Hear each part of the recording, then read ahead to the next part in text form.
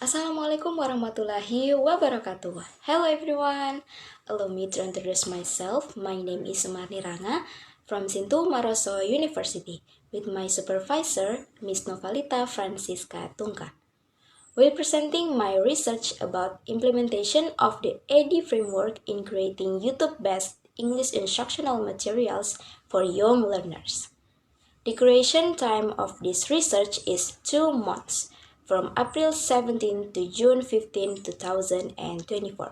So without further ado, let's get started. The first slide is rationale. As you can see in the slide, this study explores the application of the ADDIE analysis, design, development, implementation, and evaluation. Instructional design framework in the development of English language instructional materials tailored for young learners, utilizing the YouTube platform as a delivery medium. And the second slide is theory. The purpose of the ADDIE framework is to develop prototypes by using YouTube-based English teaching resources to examine young learners. Here is the ADDIE model. The first begin analysis.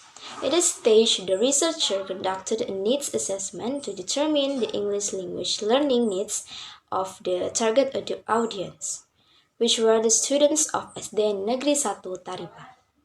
The researcher met with the English teacher and conducted a brief interview to understand the English curriculum for 5th grade students at SD Negeri 1 Taripa. Based on the interview with the teacher, it was discovered that English is no longer tough at SD Negeri 1 Taripa. Therefore, the researcher was advised to focus on teaching basic vocabulary that is relevant to everyday life. At the design stage, the research focused outlining instructional goals, content structure in YouTube-based platform, and incorporating media elements. The development stage, the research created a prototype using educational technology tools and suggest feedback. The implementation stage involves teaching prototype to young learners, that is students of SD Negeri 1 Taripa. And the last, evaluate. In evaluate stage, we'll collect feedback from teachers and learners that was collected to measure the effectiveness of the instructional materials. Continuous improvement was emphasized with interactive updates based on evaluation outcomes. Moving on, the next slide is method. The study describes the steps involved in using YouTube to create educational materials, highlighting the significance of assessing learners' needs, planning efficient teaching techniques, producing captivating content, putting the materials into practice, and assessing their efficacy. The next slide is results and discussion.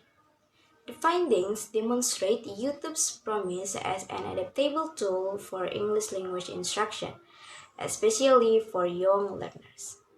You can see my photo by teaching materials for students using technology media. Actually, I have 3 topics, that is parts of body, telling the time, and introduce myself. The article's conclusion suggests the ADDIE framework as a useful and successful method for creating and executing creative instructional materials. And the last is conclusion.